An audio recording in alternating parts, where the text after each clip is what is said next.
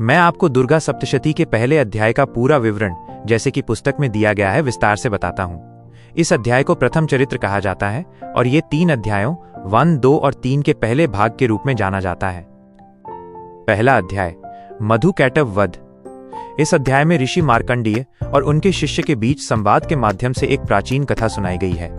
ये कथा राजा सुरथ और समाधि वैश्य की है और इसमें महामाया देवी की महिमा का वर्णन किया गया है। कथा का आरंभ, राजा सुरथ और समाधि वैश्य। पुराने समय में सुरथ नाम के एक राजा थे जो बड़े धर्मात्मा और प्रजाप्रिय थे। एक बार उनके पड़ोसी राजाओं ने उन पर हमला कर दिया और उन्हें युद्ध में हरा दिया। उनके अपने मंत्रियों ने भी उन्हें धोखा दिया और उनका सारा राजपाट, खजाना और सेना हड़प ली।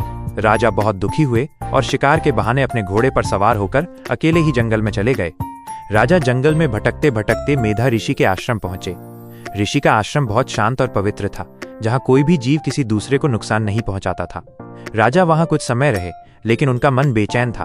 वे लगातार अपने खोए हुए राज्य और खजाने के बारे में सोच रहे थे। उन्हें इस बात का भी दुख था कि जिन मंत्रियों पर उन्होंने भरोसा किया, उन्होंने ही उन्हें धोखा दिया। उसी आश्रम में राजा की मुलाकात एक और व्यक्ति से हुई जिसका नाम समाधि वैश्य था। समाधि को भी उसके अपने परिवार ने घर से निकाल दिया था और उसका सारा धन छीन लिया था। राजा सुरथ ने उससे पूछा, तुम यहाँ क्यों आए हो? समाधि ने अपनी कहानी सुनाई।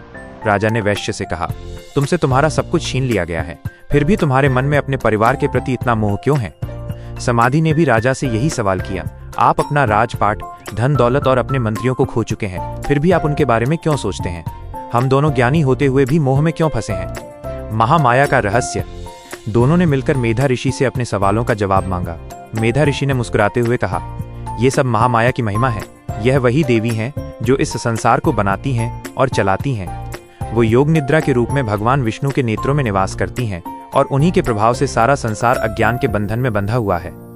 ऋषि ने आगे बताया कि महामाया ही वो शक्ति हैं जो ज्ञानी पुरुषों को भी मोह में डाल देती हैं और जब वो प्रसन्न होती हैं तो मुक्ति प्रदान करती हैं।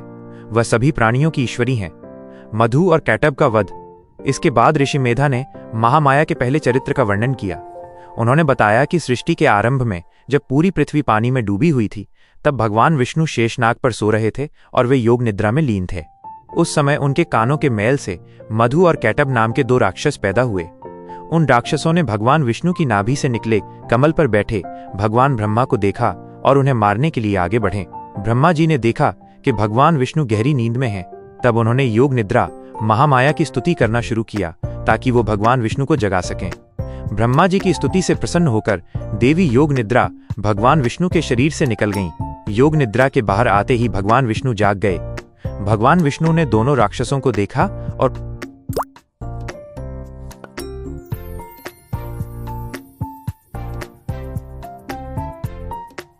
उनसे 5000 वर्षों तक युद्ध किया। जब राक्षस थक गए तो देवी महामाया ने उन्हें मोहित किया। राक्षसों ने विष्णु जी से कहा, हम तुम्हारी बहादुरी से बहुत प्रसन्न हैं, तुम जो चाहो मांग सकते हो। भगवान विष्णु ने उनकी इस मूर्खता का लाभ उठाया और कहा, अगर तुम मुझ पर प्रसन्न हो तो मैं ही तुम दोनों को मारना चाहता हूँ। राक्षसों ने चारों तरफ जल ही जल देखा और कहा, ठीक है, तुम हमें ऐसी जगह मारो जहां पानी न हो। तब भगवान विष्णु ने अपने जांघों पर उनका सिर रखकर चक्र से उनके सिर काट दिए। इस तरह देवी महामाया की कृपा से मधु और कैटभ का अंत हुआ। अध्याय का सार। इस अध्याय का मुख्य संदेश ये है कि दुर्गा देवी ही वह परम शक्ति हैं जो इस संसार को चलाती हैं। हमारी सारी परेशानियां, मोह और बंधन उन्हीं की लीला का हिस्सा हैं और जब हम उनसे प्रार्थना करते हैं तो वो हमें इन बंधनों से मुक्ति भी देती हैं। इस कथा को सुनकर राजा सुरथ और समाधि वैश्य को बहुत शांति मिली। उन्होंने भी देवी की पूजा करने का फैसला किया।